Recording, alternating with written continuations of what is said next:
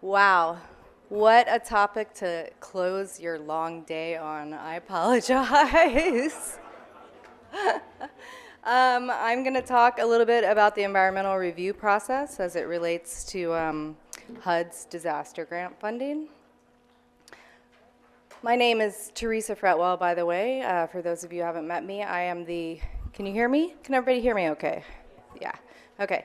So I'm the Regional Environmental Officer for Region 1 and Region 2 for HUD. That covers, what do I cover? Maine, Vermont, New Hampshire, Massachusetts, Rhode Island, New York, and New Jersey.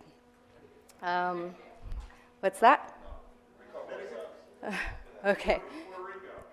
No, we don't cover Puerto Rico. That one I know.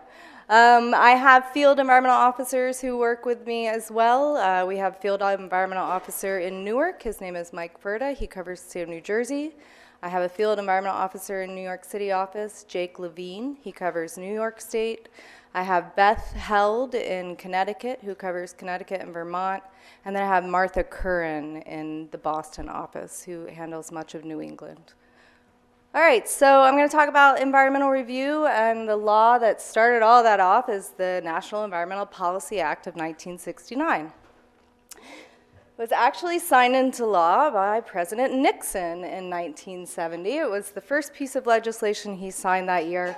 And a little known fact, one of the reasons that he was named Man of the Year in 1972 by Time magazine was for his involvement in the environmental decade of the 1970s. True, it's true. So NEPA established the very first ever national environmental policy statement, and the statement is to create and maintain conditions under which man and nature can exist in productive harmony and fulfill the social, economic, and other requirements of present and future generations of Americans. It was the first time that the United States had ever officially stated what their policy was going to be towards federal actions and our environmental effects. And there are a lot of reasons for that I'm not going to go into right now, but they had a lot to do with smog events and silent spring and pesticide issues that were happening during the 40s, 50s, and 60s that led up to that moment. So President Nixon signed the law. President Carter is the one who issued the executive order that actually created the regulations that oversee the policy. He signed an executive order in 1978 that was effective in 1979 that established the Council on Environmental Quality. It directed the Council on Environmental Quality to draft a set of regulations for implementing the National Environmental Policy Act. Those regulations are found under 40 CFR 1500. And that regulation, in turn, directed all federal agencies to develop their own regulation for implementing the National Environmental Policy Act. So, HUD's got a lot of them. The ones in particular that you'll be interested in are 24 CFR Part 58, which oversees our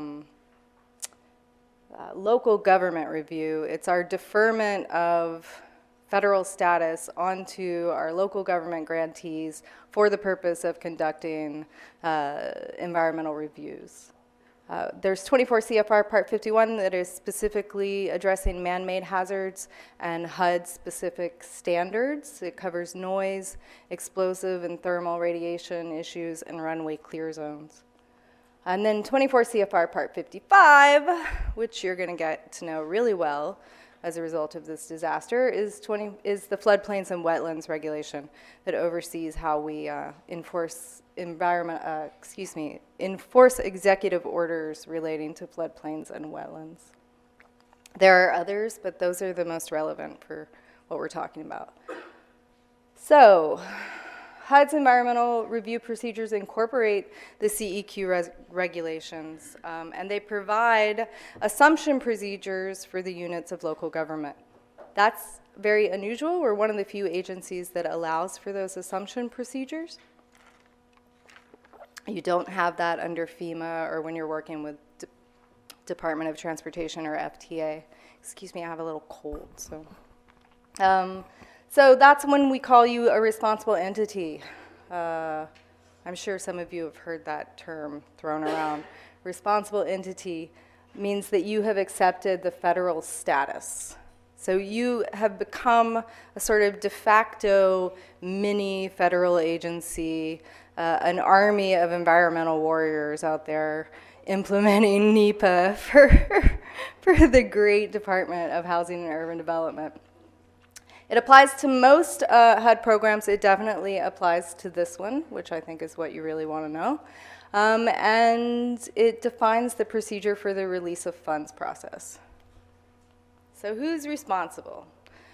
Under the state disaster grant funds, if the grants are from the state disaster to a local government, the local government is responsible for completing the environmental review, and they'll submit their request for release of funds to the state office. If the grant goes to others who are not units of local government from the state disaster grant, then the state is responsible for the environmental review, and they'll submit a request for release of funds to HUD.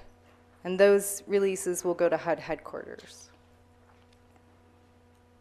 So HUD's responsibilities under Part 58 are that we approve the request for release of funds after, the designated comment periods. And we will provide you with a removal of the grant condition, and we keep track of what you're up to. So 24 CFR 58.22 is worth bringing out specifically because it's the limitation on activities pending clearance, and what you don't want to hear anybody on the phone telling you is that you can't spend that money on that project because you started too early, and that's what it's talking about. The essential concept is that we can't complete environmental reviews after the fact, so the physical activities are not supposed to start until the environmental clearance is granted. There are some exceptions to this, specifically for this disaster grant. There is HUD guidance on allowance for reimbursement actions under HR 152 for Hurricane Sandy supplemental appropriation. It applies only to single-family minor rehabilitation work. If the rehab work was conducted or committed to prior to the action plan, but it does meet the definition of minor rehab, and it's on a single-family home, and it's not within a floodway, a mapped floodway, and flood insurance is still required, you can fund reimbursement and do the environmental review after some of the work has been done. And Teresa, one thing we were just in communication with Danielle in HUD's Office of Environment and Energy concerning this second point, or the bullet under only single-family residential minor rehab. It notes conducted or committed to prior to the action plan. One of the things that we discussed is that several of you will need that to be applicable to the point that folks actually apply. They don't even know that this is a possibility until they apply for your programs. So the guidance is being revised to reflect that it's up to the point when they can apply. And we will send that out and make sure that you have it. But that's literally hot off the press. Okay, good to know, thank you. So let me restate that then. And I think that's actually probably a better interpretation anyway. I was hoping they would go that way. Rather than it being prior to the action plan, it has to be prior to the point of application. Is that correct? Okay. So if they've gone ahead and started rehab work on their home before they come to you for the application, some of that work will be reimbursable so long as it meets those other standards, which is that it has to only be minor rehab, so it can't exceed the FEMA 50% definition for substantial.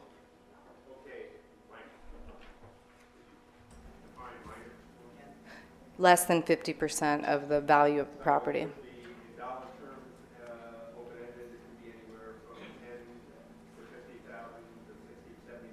Yeah, I don't think it's got a specific dollar amount associated with it. It's based upon the value of the, right, based upon the value of the property prior to the damage. Okay. So I'm going to talk a little bit about the basic environmental review process. And if you guys have questions on the reimbursement, just find me and ask me. I'll answer to the best of my knowledge. And we do have guidance available on the website for it, and obviously it's being revised as we speak. So the environmental review process, there are several steps. First step is clearly you have to know what your project is. Step one, defining the project. Seems obvious, but you'd be surprised how many times I see reviews that are trying to be wrapped up before they even know exactly what the project's going to be. So once you've defined your project, you're able to determine your level of environmental review. After you know what level of environmental review you're going to do, you can conduct the review, establish the record, then you would complete your request for release of funds process.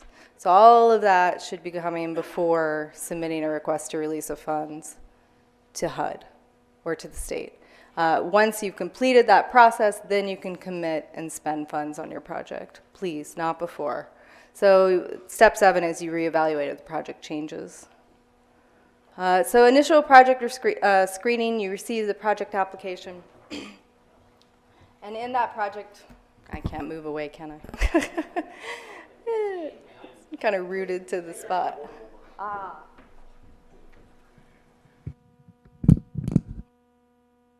No. Is it on now? Okay, that's good. So you received your project application and you need a project description in it. Please, these project descriptions really, for environmental purposes, need to focus on the physical work that's taking place as a part of this project. We won't be so concerned for the environmental review about like what eligibility requirements it meets or what national goals it's being associated with. We're more concerned with number of square feet in the structure, number of cubic yards of sand that are being moved, that sort of thing. Definitely, you're going to need your project location and a basic budget. This is probably going to be hard for you to make much sense of, but I'm hoping it is part of your handout. And by the way, that previous slide on the reimbursement is not in your handout because the guidance came out too late. So, but it is on our website. Is on the website. So this is a flow chart for the environmental review process. It just sort of briefly outlines, is this a pointer? Yeah. The different levels of environmental review. So the first level is exempt, and a similar level to exempt is categorically excluded, not subject to the related laws and authorities. If your project meets those levels, then the review process is pretty simple. If it's categorically excluded and subject to the related laws and authorities, that means it's not an actual NEPA review that's required, but you do have to sort of fill out what we call a statutory checklist, which confirms that that you're not building on top of a hazardous waste site, or that there are not major noise issues. It will cover floodplain issues and historic resources. And then this sort of last category is for environmental assessments, and that is the actual NEPA review. When you're doing an environmental assessment, you're either going to come up with a finding of no significant impact, which is the most common, which then you would publish that notice and submit your request for release of funds to HUD, or you're going to find that you actually have a quite significant impact and you're going to have to do an EIS process, and you're going to call me, probably in a panic. But it's okay, we'll work through it. So for exempt and categorically excluded, not subject to projects, these are the sort of projects that have no physical impact upon the environment by their very nature. Things like tenant rental assistance, temporary rental assistance for people who are out of their homes because of the storm. You're paying hotel bills, that sort of thing. The activities are listed under 5834A and under 5835B. I'm not going to go through each and every one of them. There's really no way around just kind of pulling up those regulations and referring to your list when you're doing your initial project screening. So emergency actions, though, is one of specific interest, I think, for this group. It's under 5834A10. It's temporary forbearance. Emergency, what we can exempt under our emergency action has to be specifically activities that are designed to minimize and arrest the effects of the disaster. You cannot do an emergency exemption for all of your rebuilding activities. You can't do an emergency exemption for all the demolition work that has to happen post-disaster. But you can emergency exempt some demolitions that are a result of the fact that the building is about to topple down onto the population. And we have a memo for that as well that is also on the website. And I do believe that in your handouts, there's an attachment to it on HUD's policy for applying the emergency exemption to post-disaster. So the next level of review is categorically excluded but subject to the related laws and authorities. This is the one that you would have to prepare the statutory checklist for. Specifically, these are activities like rehabilitation of buildings. I know a lot of you are going to be doing a lot of rehab work as part of the disaster. Much of that work will be categorically excluded. It'll require a statutory checklist, but it doesn't require a full-scale NEPA review. That's under 5835A for rehabilitation. In the case of buildings for residential use, where it's single family, you're not increasing the density beyond single family, so you're not going to convert a single family into an apartment building. You're not changing your land use, and the footprint of the building is not being increased into a floodplain or wetland. For multifamily buildings, the big one is the 20%. You can't change the unit density by more than 20%. And for non-residential structures, you've got that 20% change in capacity again. So environmental assessments are your third level of review. Basically, most of the things that you're going to undertake that require an EA are things where you're changing the land use, where you're doing major acquisition, new construction projects, or where you have this sort of substantial rehab value of multifamilies. So for environmental assessments, unlike the statutory checklist, you have to consider your alternatives. It requires you to publish an actual finding, an environmental finding. That's the finding of no significant impact. And it requires you to access the extent of the environmental impacts. The statutory checklist is more just sort of confirming that you're applying the basic environmental laws and regs and maintaining compliance with those certain executive orders. This actually asks you to assess the potential extent of what you're undertaking. So you're either going to get a finding of no significant impact, which can involve modification or mitigation, or you're going to get a finding of significant impact and you're going to have to do an EIS.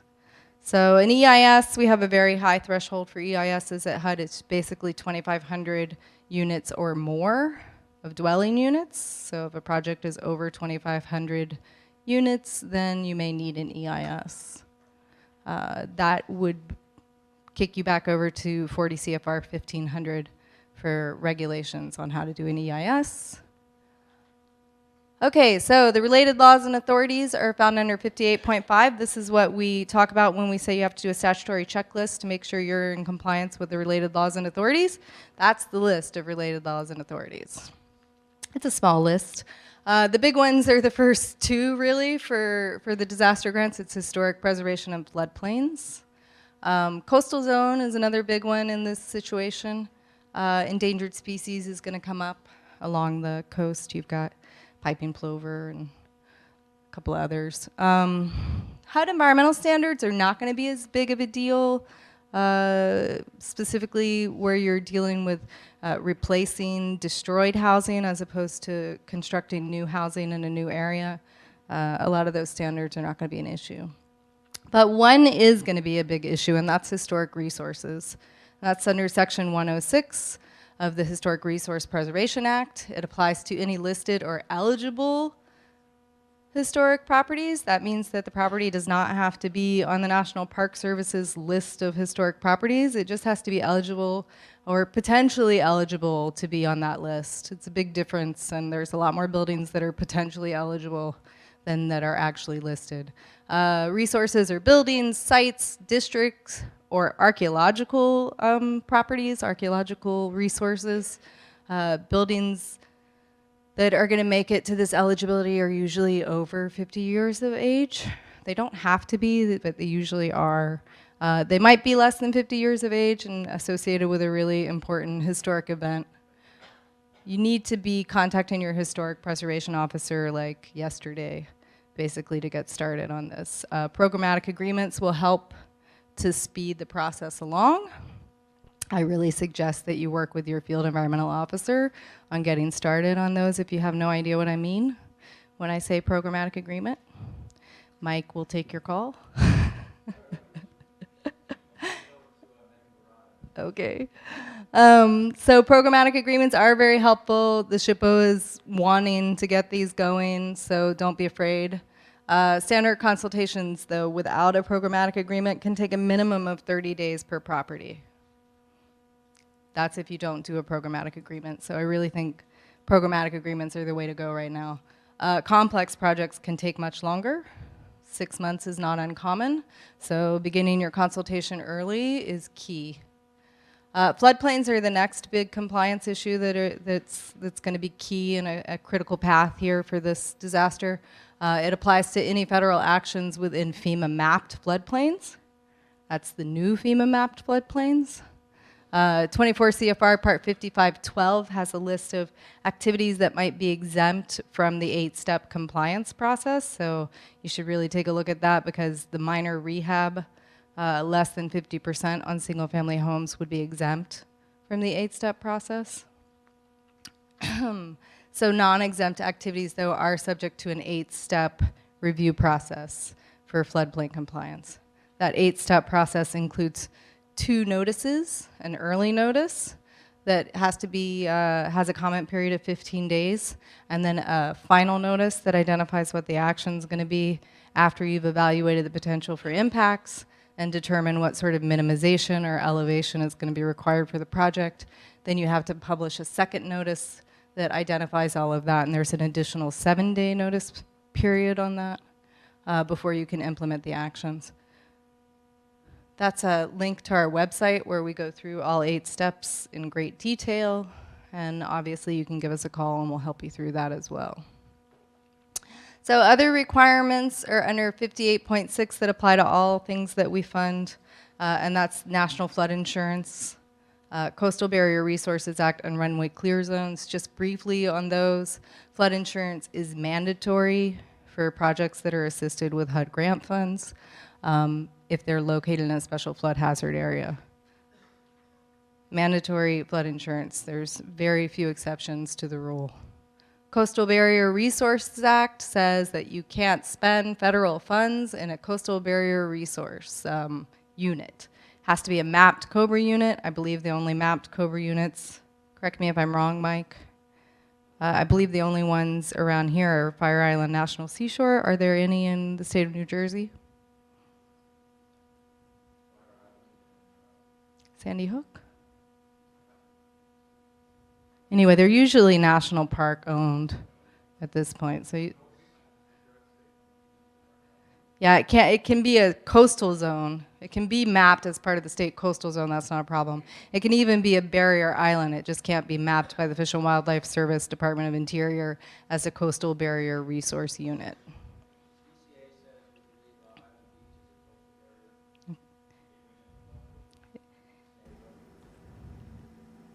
Sandy Hook, probably. I'm not sure about the other one. It may be a coastal barrier island, but not a coastal barrier resource unit.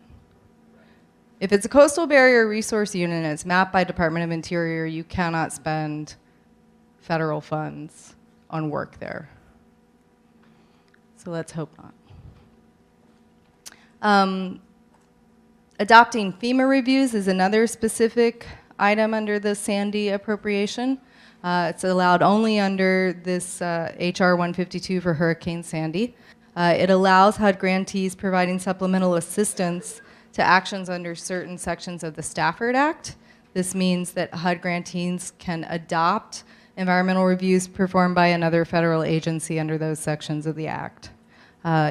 You don't have to re-review the reviews. You can simply accept them at face value, but you will have to submit a request for release of funds attached to the review to HUD's headquarter office, but there are no notice requirements, there's no publication requirement, and there are no waiting periods associated with it. So there's a policy guidance memo in your handout regarding that as well, and that's from March 4th, 2013. That's it. I made it brief. I'm here to answer questions if anybody has any.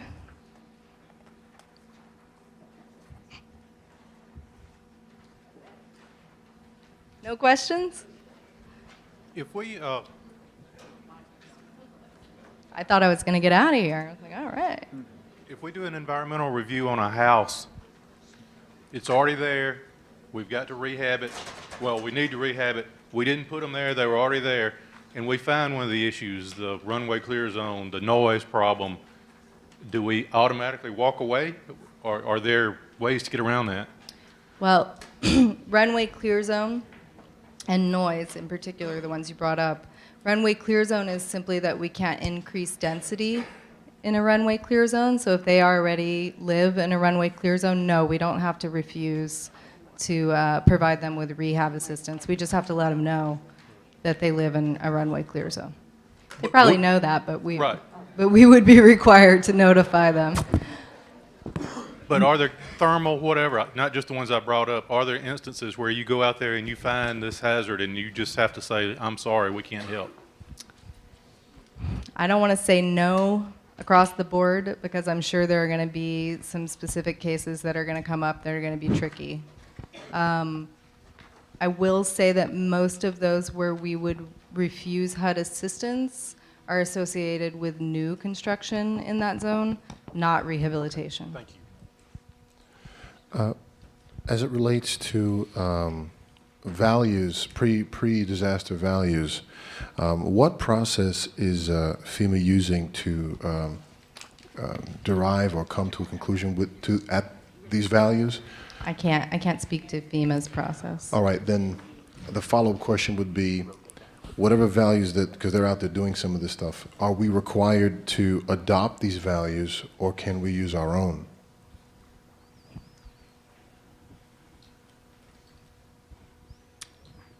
I don't want to answer that question because I don't want to be wrong. I would say that we would generally give you some latitude as the responsible entity on how you come up with valuations. Normally speaking, that would be, we would talk to you about how you were doing your valuation on the property. But if you're coming up with a very different number than what FEMA has already come up with, then we're going to be in some shaky territory. I think we would like to see those numbers be in agreement. Teresa, I think I could answer his question. When FEMA does an assessment and the values of those properties, they do a preliminary damage assessment, and they're out with a state partner. So their state partner, along with the FEMA person or staff that is doing the preliminary damage assessment, is working with your state partner to come up with those value assessments. They're not doing it alone. Right. They're doing it with your state counterparts. So they both agree when they go back and do a project worksheet, they work up those assessments together. They don't just go out there and do it on their own. They are working with your state counterparts. Right. I mean, FEMA has their rule for reimbursement and for repair work for the 50%, where I believe they don't want to reconstruct housing that's more than 50% damaged, I think. But our 50% is under our Part 55 regulation, and we're not always working hand in hand with FEMA. So sometimes when you come to us with that question, FEMA has had nothing to do with your project. Do you see what I'm saying? But in this case, if FEMA's giving you a very different answer, then we would, yeah. I'm going to have to get with my state people on this, but they've been starting to do some of this, and the valuation that they're coming up with is low. So, I mean, I don't want to speak out of turn with my partners here. I just know from the folks in the community, it's low, and this would impact our ability to move some of this money. obviously. So it's an important question for us.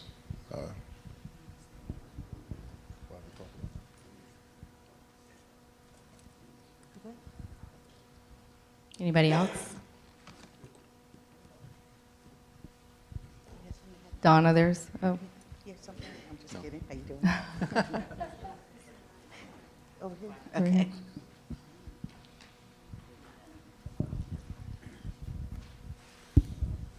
Actually, this is probably for the disaster staff, but on the question of reimbursing for work done on a minor rehab on a single-family house, how do you get around the duplication of benefit?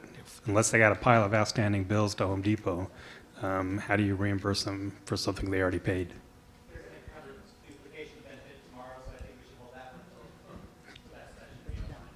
You can't. You don't? Oh.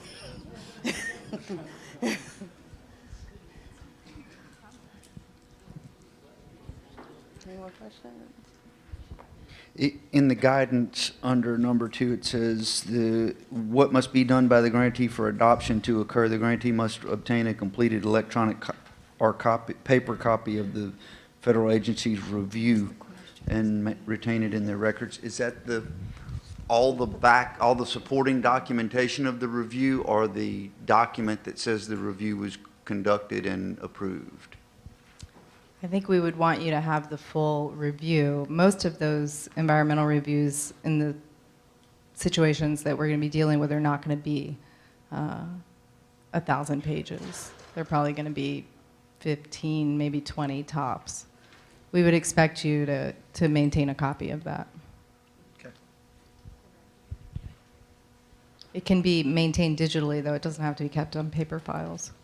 And they're working out a possibility for you being able to submit those digitally as well.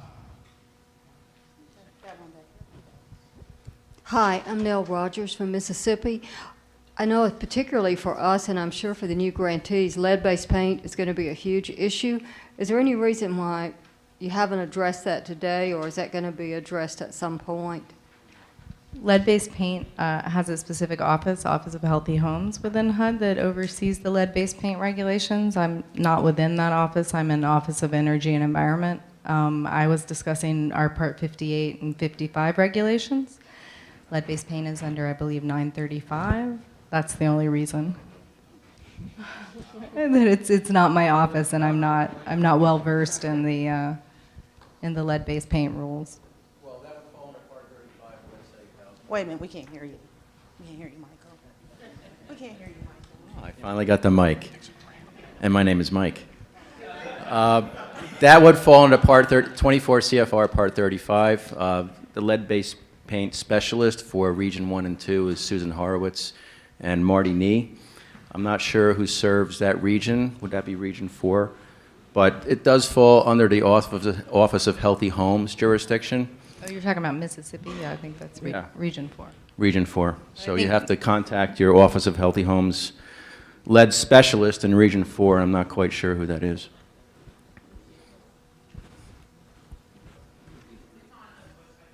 Yeah. I think she was just concerned about the new I don't, grantee. Tennille, were we going to have anybody from lead-based paint?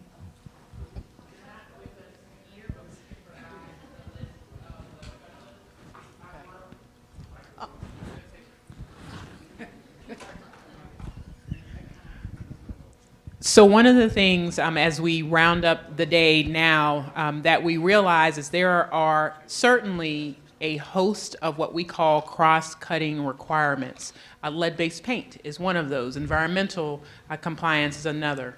We could not pack it all into your 2.5 days, but one of the things that we're working on for the folks that we couldn't have physically with us now are showing you, and you will see the resources in your binder, the webinars that are available right now on lead-based paint compliance and Davis-Bacon compliance to the extent that those are produced. And if that material isn't available, we've committed to each of those cross-cutting partners that we would work with them to do live meetings and things of that nature where you can call in and see material and get questions answered in a larger context. But certainly, as Teresa and Mike have laid out, there are actual HUD staff in your region who take these questions every day. This is their purpose, and we can provide a link to that. If you don't already see it in the resources section of your binder, we can provide a link to shoot out to the attendees of the training, the folks who registered. We are doing a 2-day training starting tomorrow in the New York City office for environmental review for HUD grantees. Some of your staff, other staff may be actually showing up for that. I don't know who's in the room, but there will be a presentation by the lead-based paint officer on the second day of that training. So if anybody's in New York City on Thursday, we're going to be having a presentation at 1 o'clock in the regional office on lead-based paint. Did I look like I was raising my hand? I'm sorry. Forgot where I was. Okay, reimbursement, the 50% reimbursement. Does that mean that you can give, if they meet the criteria, you can give up to 50%, or does that mean that you can't touch a property if it exceeds 50%?